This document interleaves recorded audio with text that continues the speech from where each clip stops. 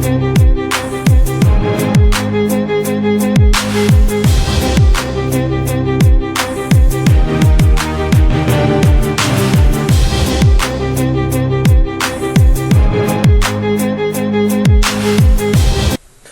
we're talking to Adam Rank of the NFL Network.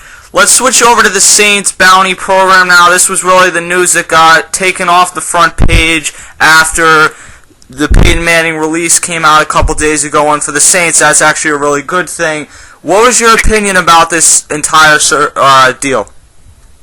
Yeah, was there any team more excited about this Payton Manning news than the Saints? I don't think so. I don't know if Archie was calling in some favors and be like, hey, look, I'm going to help out my old team. I'm going to have Payton announce his not retirement, but, his split with the Colts. We'll get the heat off of you guys. But, yeah, my initial reaction with this whole thing is when all this went down with the Saints, my first thought was like, well, Mark Goodell's tried to, he was upset with the low level of play, the almost passivity of the Pro Bowl, and then he had Greg Williams going the other way. I'm like, well, just have Greg Williams coach both teams in the Pro Bowl. Problem solved. And I didn't think it was that big of a deal when you think about it, because you're like, okay, he's encouraging people to just play hard, and this goes on in the league. But when we've had a chance to kind of step back and really look at it, and you look at the hits on Kurt Warner in the playoffs, you look at the hits on Brett Favre in the playoffs, and you start really thinking about this. I got a chance to interview Brandon Lloyd on our podcast, the Dave Damashek Football Program, which is available on iTunes. We were able to talk to him, and he talked about being targeted by people, and it really brings a kind of a human element to it, that these guys could have been, ending careers here, and it is a pretty serious offense, and I think Greg Williams is going to need to be disciplined, because this looks like a history of this type of behavior. And I know the Colts former coach Tony Dungy has expressed that maybe, hey, this is something that could have hurt Payton Manning, way back in 2006, and I think maybe that's stretching it a little bit too far. But the league really needs to stop this right now, to put this to rest once and for all. Greg Williams should have at least a year suspension, and all the other players, Mickey Loomis, Sean Payton, probably going to miss a couple of games as well. Yeah, I mean, I heard people talking about this. I saw articles that say the Saints should fire Sean Payton, and maybe if he was like an average coach, but this is Sean Payton. He's one of the best coaches in the NFL. It wouldn't make any sense.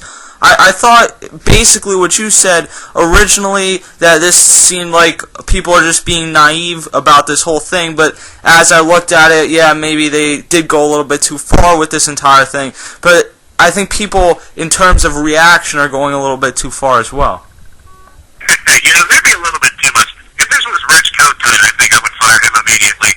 If it was one of the other curtain-jerker coaches, I would fire him. But you're absolutely right. Sean Payton is one of the bright young coaching prospects out there. So this is what I would do, is I would punish him. But the Saints, he's a young coach. He's a little bit brash. He's a little bit cocky. And he rubs some people the wrong way. But he's also in his first professional head coaching job.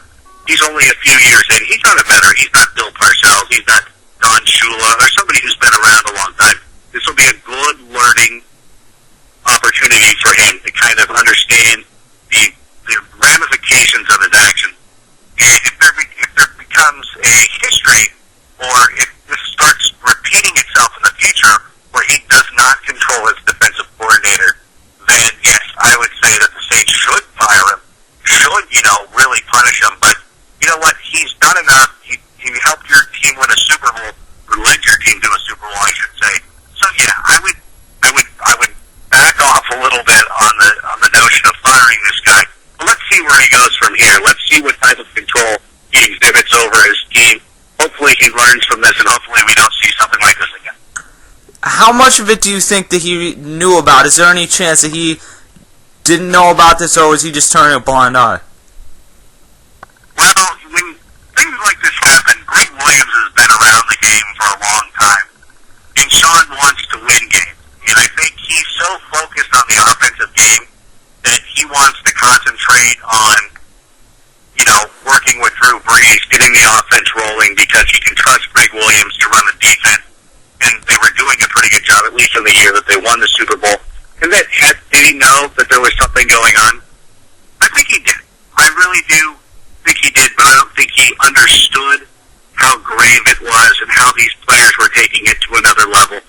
And now that's something that he really needs to focus on going forward. He's got to be a little bit more of a control freak like Bill Belichick.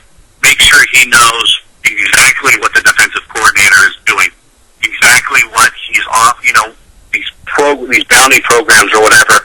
I'm sure his initial reaction, and I'm just guessing here, but you hear about this thing, you're like, oh, okay, yeah, he's motivating his players, are playing well.